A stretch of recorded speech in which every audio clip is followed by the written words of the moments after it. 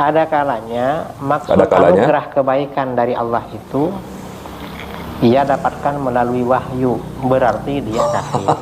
Astagfirullah. Kalau maksudnya dapat dari wahyu. Atau ia dapatkan dari ilham, berarti dia pendiri Wahabi ini ahli bid'ah dan pembohong seperti Ghufran.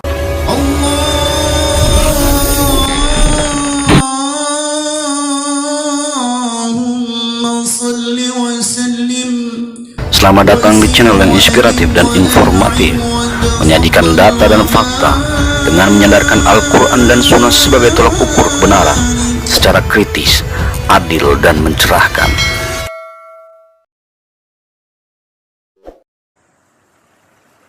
Assalamualaikum warahmatullahi wabarakatuh. Semoga saudaraku seiman, seislam, semanhat salaf senantiasa dalam karunia Allah, dalam perlindungan Allah, dalam kesehatan, dan dilapangkan segala urusannya. Kita semuanya di negeri ini, di Indonesia ini, saudara, keluarga besar.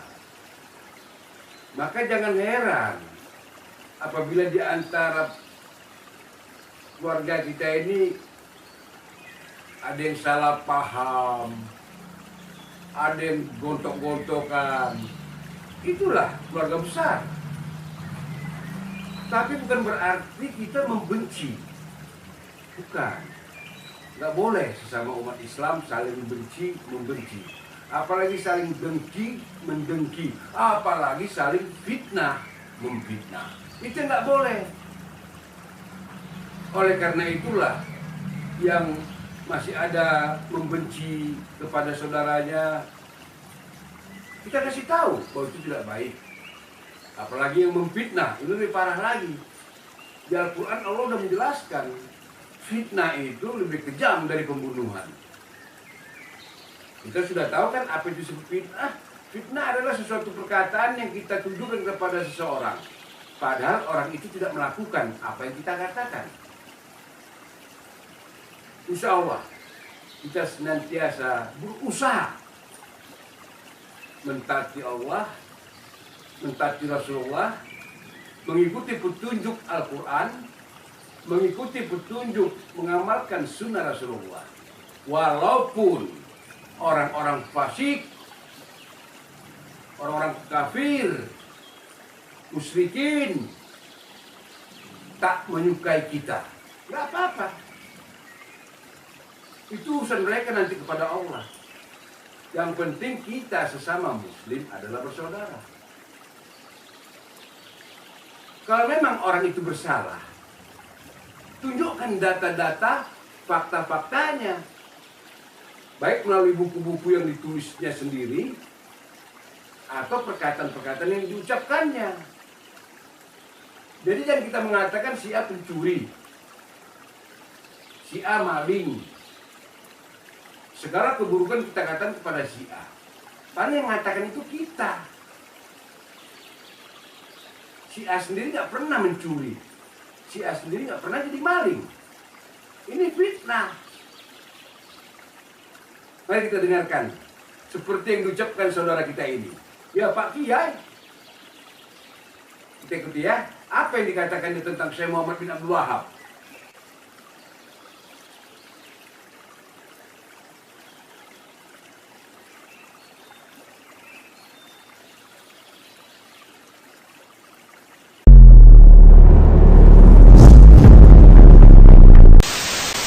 Pada edisi kali ini kita akan membicarakan tentang kesamaan Mama Ghufran dengan pendiri Wahabi.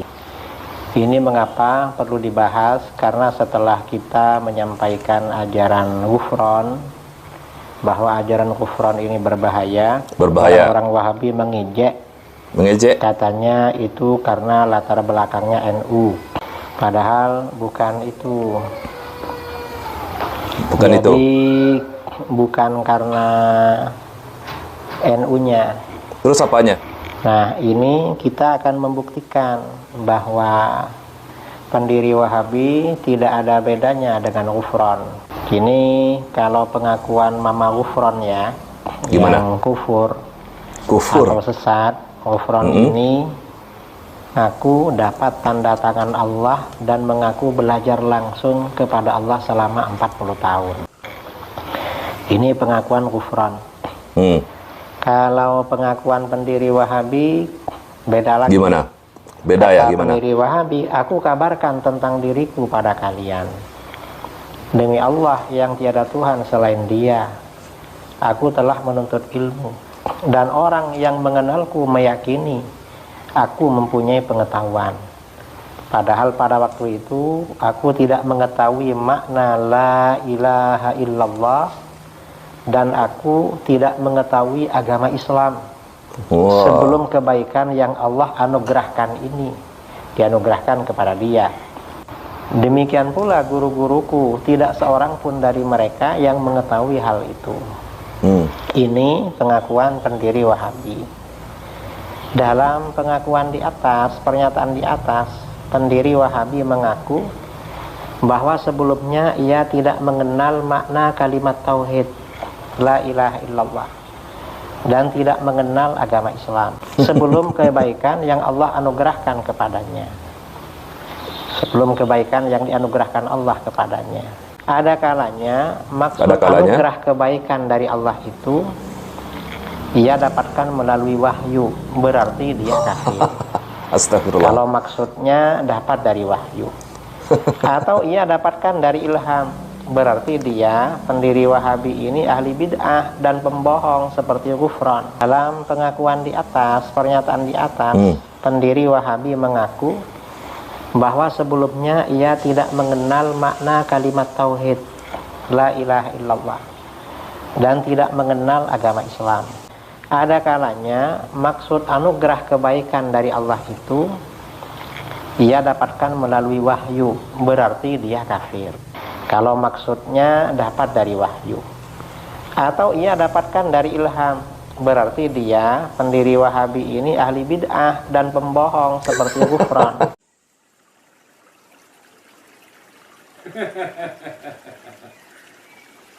Jadi lucu. Mama Ghufran disamakan dengan Syekh Muhammad bin Abdul Wahab. Itu sama jauhnya seperti langit dengan bumi. Itu sama dengan siang terang menderang dengan malam yang gelap gulita. Itulah kerendahan Syekh Muhammad bin Abdul Wahab. Dia menjelaskan tentang dirinya. Waktu dia belum mendapatkan hidayah, rahmat Allah, dia belum mengerti tentang agama ini. Dia belum mengerti tentang Islam. Tapi setelah diberi petunjuk oleh Allah Azza wa Jalla, kemudian beliau baru paham apa itu la ilaha illallah. Itu kerendahan hati Syekh Muhammad bin Abdul Wahab. Tapi ditafsirkan lain oleh saudara kita ini.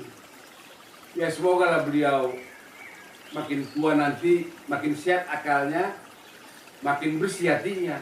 Ini jelas penafsirannya yang begitu buruk terhadap Syekh Muhammad bin Abdul Wahab.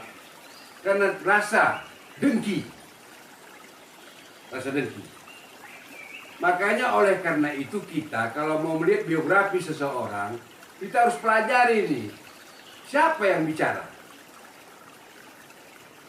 Cukupkah ilmunya untuk membicarakan materi yang akan dijelaskannya kepada kita? Oleh karena itulah ulama manhaj salaf, ulama puas Nabi yang tahu tentang hukum-hukum, apa dosa resikonya kalau kita berdusta, apalagi sampai memfitnah. Kalau mau tahu tentang Syekh Muhammad bin Abdul Wahab yang disebut Wahabi oleh orang-orang fasik, orang munafik dan orang-orang kafir, yuk kita dengarkan siapa Syekh Muhammad bin Abdul Wahab dari ulama salaf. Baik, banyak orang saudara-saudara kita menuduh kita dengan Wahabi, ya. Maka mungkin mereka tidak tahu siapa Syekh Muhammad bin Abdul Wahab rahimahullah ta'ala. Apalagi banyak orang-orang Syiah yang menyebarkan isu bahwasanya Wahabi mengkafirkan kaum muslimin, Wahabi ya suka menumpahkan darah kaum muslimin, ya, dan macam-macam tuduhan. Wahabi mengharamkan ziarah kubur, Wahabi mengharamkan salawat kepada Nabi sallallahu alaihi wasallam, tuduhan yang dihembuskan. Kemudian tuduhan-tuduhan tersebut disambut oleh sebagian saudara-saudara kita. Akhirnya semakin besar tuduhan tersebut. Dan ini semua adalah tuduhan tidak benar. Kita mengatakan kenyataan mendustakan itu semua. Kita tahu Raja Wahabi, Raja Salman ya, di antaranya.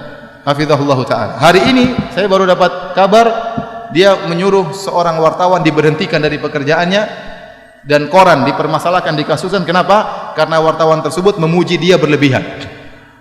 Ya. Dia baca koran tersebut, ternyata wartawan tersebut memuji dia berlebihan, disuruh berhenti penulis tersebut. Karena dia tidak ingin sampai tauhid terganggu. Dia menjaga kemudian tauhid ya. Adapun menuduh bahwasanya kaum Wahabi suka mengkafirkan, maka itu tidak benar. Dibantah oleh Syekh Muhammad bin Abdul Wahab rahimahullahu taala ya. Dan saya sedang menyusun juga tulisan tentang masalah itu ya. Bagaimana Syekh Muhammad bin Abdul Wahab mengatakan kami tidak pernah mengkafirkan yang berkaitan dengan masalah 4 rukun. Masalah salat, masalah zakat, puasa, haji. Kalau ada yang meninggalkan salat tidak dia kafirkan. Karena ini masih masalah khilafiyah di kalangan para ulama. Yang kami kafirkan hanyalah yang berkaitan dengan syahadatain. Kalau orang terjerumus dalam kesyirikan, itu pun beliau mengatakan kami menjelaskan tentang masalah ini syirik, ini kekufuran. Adapun memvonis itu masalah lain. Makanya beliau dalam pernyataan mengatakan bagaimana kami mengkafirkan orang-orang sementara ada orang yang beribadah di kuburan Ahmad Al-Badawi tidak kami kafirkan karena dia tidak tahu. Bagaimana kemudian kami dituduh mengkafirkan orang-orang? Apalagi kemudian dituduhkan suka menumpahkan darah kaum muslimin. Apakah ada jemaah haji yang pergi ke Arab Saudi ketakutan dibunuh oleh orang Arab Saudi? Bukankah Saudi itu sarangnya Wahabi? Semua penduduk Saudi rata-rata apa? Wahabi. Apakah ada jemaah haji yang ketakutan kalau ketemu orang Arab Saudi? Ya. Yang akan dirampas hartanya, akan dibunuh? Enggak ada, itu omong kosong. Atau kalau Arab Saudi memberi bantuan gratisan banyak, pelayanan. Ya. Bahkan Raja Salman kalau sudah memberikan bantuan, sebelumnya Raja Malik Abdullah, kalau sudah beri bantuan kemana saja, Suriah dibantu luar biasa, jutaan orang Suriah dibantu di Arab Saudi ya. Kemudian bantuan terhadap Palestina, kumpulin duit langsung entah berapa triliun langsung dikirim ke Palestina, bantuan yang ini tidak jarang diekspos. Di tanah air kita juga banyak bantuan ya. Banyak masjid-masjid dibangun ya. Sering yang membangun masjid tidak tanya-tanya apakah masjidnya itu orangnya tahlilan atau tidak ada pertanyaan, pokoknya butuh masjid bangun. Betapa banyak orang bangun masjid, tidak ditanya mauludan atau tahlilan, tidak, bangun masjid. Betapa banyak pondok-pondok dibantu ya, ya. Kemudian juga ya Suriah, Yaman dibantu. Secara madhab kalau kita bicara akidah ada perbedaan ya. Kita tahu Yaman bukan Wahabi, kita tahu Suriah bukan juga Wahabi, Palestina juga bukan Wahabi, tapi dibantu sama raja-raja Wahabi. Kemanusiaan mereka tinggi. Maka maksud saya seorang jangan menuduh yang tidak-tidak. Kalau dia menuduh bahwasanya Syekh Muhammad bin Wahab melarang untuk ziarah kubur, tidak benar. Kita suruh ziarah kubur. Yang tidak boleh kalau minta kepada penghuni kubur ya. Dilarang bersolawat. Saya bilang kita tiap hari bersolawat, Allahumma sholli ala Muhammad sallallahu alaihi wasallam, berulang-ulang dalam ceramah kita bersolawat ya. Yang dilarang mungkin solawat yang mengandung mana-mana kesyirikan, itu yang dilarang. Adapun kalau solawat yang sunnah silakan ya. Oleh karenanya seorang berhati-hati tatkala memberi tuduhan yang tidak-tidak ya, karena termakan dengan provokasi sebagian orang. Kalau dia nuduh Syekh Muhammad bin Abdul Wahab dengan tuduhan yang tidak-tidak, ingat dia akan disidang oleh Allah pada hari kiamat. Kita kalau nuduh orang tidak benar, kita akan disidang berhadapan dengan Syekh Muhammad bin Abdul Wahab, dan hati-hati jangan-jangan pahala kita diambil oleh beliau seluruhnya. Karena kita tuduh dia dengan tuduhan yang tidak-tidak. Ya, ini bahaya, hati-hati. Maka seorang tatkala berbicara hendaknya dia berfikir sebelum mengucapkan apa yang dia ucapkan. Dan saya katakan bahwasanya kita bersabar kalau dituduh yang tidak-tidak, yang penting kita menjalankan sunnah. Dan ingat, kita tidak ada yang mengkultuskan Syekh Muhammad bin Abdul Wahab. Syekh Muhammad bin Abdul Wahab rahimahullah hanyalah seorang ulama yang bermadzhab Hambali. Dan dia bisa salah bisa benar. Kalau salah kita tolak, kalau benar kita ambil. Dia sebagaimana ulama-ulama yang lain, bisa salah bisa benar. Makanya dalam kajian-kajian kita juga hampir tidak pernah kita bilang berkata Wahabi, berkata Muhammad bin Wahab, tidak pernah. Saya yang sampaikan dari apa saya ucapkan, perkataan Syekh Muhammad bin Wahab tidak ada saya ucapkan, tidak ada saya nukilkan. Ya, hampir tidak pernah. Kita sampaikan perkataan para ulama, perkataan ahli tafsir, siapa saja. Maka jangan kita berbuat zalim terhadap seorang pahlawan seperti Syekh Muhammad bin Wahab. Beliau adalah pahlawan. Dengan jasa beliau berdirilah kerajaan Arab Saudi. Dengan jasa beliau berdirilah kerajaan Arab Saudi. Yang sekarang kita bisa merasakan kenikmatan adanya kerajaan Arab Saudi. Ya. Adanya ketentraman, adanya keamanan, adanya ibadah yang tentram di sana. bagaimana bantuan kerajaan Arab Saudi kepada negara-negara Islam, itu salah satu jasanya Syekh Muhammad bin Abdul Wahab rahimahullahu taala. Jadi saya sering sampaikan, Syekh Muhammad bin Abdul Wahab itu di Saudi seperti tuanku Imam Bonjol di tanah air kita, seperti Pangeran Diponegoro di tanah air kita. Maka mereka cinta kepada pahlawan mereka, wajar. Kalau mereka cinta, mereka pelajari buku-bukunya, tapi mereka tidak fanatik. Kalau salah dibilang salah. Wallahu a'lam bishawab. Itulah Syekh Muhammad bin Abdul Wahab. Sangat berbeda kan dengan penjelasan Pak Kiai di depan tadi. Itulah Syekh Muhammad bin Abdul Wahab, perjalanan hidupnya, siapa dia, seorang ulama salaf, memurnikan Islam dari berbagai virus-virus tahayul, bid'ah, khurafat. Insya Allah pertemuan ini bisa menjadikan pembuka cakrawala kita untuk berpikir agar kita, anak-anak kita, cucu keturunan kita kelak tahu, oh itu Syekh Muhammad bin Abdul Wahab, penegak tauhid, menghancurkan syirik, memberantas bid'ah, menghidupkan sunnah. Oh itu, tapi kok dia difitnah terus? Karena apa? Yang tidak suka dengan dakwah-dakwah ulama poros Nabi ini adalah orang-orang yang masih berkecimpung dalam kehidupan budaya tradisi leluhur mereka yang tak lepas dari tahayul, bid'ah, khurafat, yang bermuatan ekonomi, yang bermuatan duit, perut. Maka benarlah kata iblis, kelemahan manusia itu cuma dua. Ini iblis yang ngomong, kelemahan manusia cuma dua, yaitu perutnya dan farjinya. Perut, kemaluan. Perut dan kemaluan, itulah kelemahan manusia. Maka itulah yang dipergunakan iblis untuk menghancurkan manusia. Saya hanya menyampaikan, kalian yang memutuskan dan menyimpulkan. Yang benar, yang hak datangnya dari Allah Azza wa Jalla. Segala kehilapan dan kebodohan datangnya dari diri saya sendiri yang naif dan lemah. Saya mohon maaf apabila ada kata-kata saya yang tidak benar, tolong diingatkan. Tapi janganlah kita saling mencaci maki. Tapi mari kita saling mengisi, memberi peringatan, saling memberi peringatan. Itulah Islam. Wassalamualaikum warahmatullahi wabarakatuh. Alhamdulillahi Rabbil Alamin.